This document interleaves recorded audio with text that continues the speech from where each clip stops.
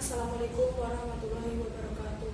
Ingkang tansah kinurmatan Ibu Kepala Sekolah, Bapak saha Ibu Guru ingkang kinabekten saha para panujar sedaya ingkang kula tresnani. Sumangga langkung rumiyin kita sedaya ngaturaken puji syukur dumateng asmaning Gusti ingkang Maha Agung ingkang sampun keparing karahmatan lan karunianipun dumateng kita sedaya saengga kita saged makempal wonten kalodhangan punika tanpa alangan punapa-punipun. Boten luput selawat salam kita aturaken dumateng junjungan kita Nabi Muhammad sallallahu alaihi wasallam ingkang kita antu-antu syafaat menika dumateng yaumul kiamah. Amin ya rabbal alamin. Matur nuwun dumateng para rawuh ingkang sampun ngrawuhi adicara menika. Wonten wanci punika kita saged emut malih prastawa ingkang ajeng dumateng sedaya bangsa Indonesia inggih menika dinten kamardikan 17 Agustus. Kamardikan menika anggadhahi teges Indonesia sampun mardika lan bebas saking para penjajah ingkang durjana. Pemuda lan para pahlawan padha nyawa damel bebasaken negeri menika. Menawi kita nyebut sejarah bangsa Indonesia saderengipun mardika menika dipunjajah dening bangsa asing. Inggih menika dipunjajah dening Walanda, Portugis, Jepang lan liya-liyanipun.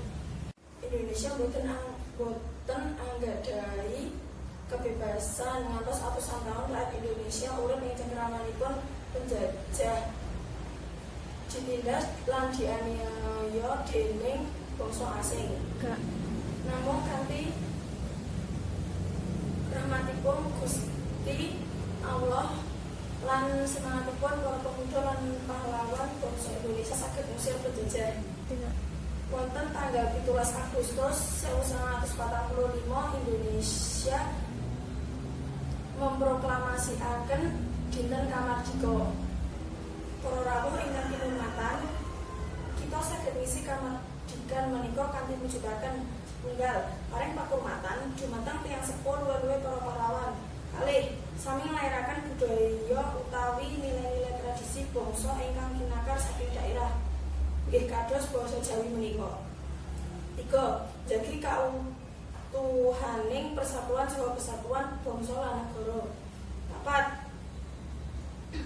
Dados pelajar kang becik inggih menika sami ngurmati dumateng guru, sinau, tali sregep lan boten tawuran. 5. Upacara. Sampun samestinipun kita kedhah ngaturaken puji syukur dumateng Gusti Allah lan matur panuwun dumateng para pahlawan ingkang sampun ngorbanaken jiwa raganipun kangge mijuake negeri kita. Tanpa perjuanganipun para pahlawan ngantos dinten menika kita taksih dados bangsa ingkang dipunjajah dening bangsa asing. Mila awit saking menika kula ngajak para kanca sesarengan ngurmati jasa para pahlawan, boten kedah upacara kang mewah cekap sederhana mawon. Ingkang wigati kita kedah saged niru sikapipun para pahlawan anggenipun juang tanpa pamrih, kajawi tumuju dhateng kamardikaning bangsa lan negara. Raos ikhlas mijuang menika sikap ingkang patut dipuntiru.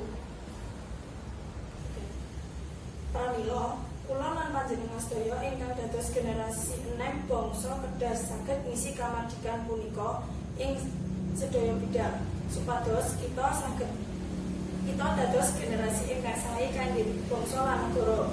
Mugi-mugi generasi kasebut saged mujudaken cita-cita negara adhedhasar Pancasila lan UUD 1945. Mugi-mugi usaha kita saged dipun paringi restu dening Allah Subhanahu wa taala. Cekap semanten atur kula mbok bilih menawi wonten klentah-klentunipun kula ngaturaken agunging samudra pangsami. Wassalamualaikum warahmatullahi wabarakatuh.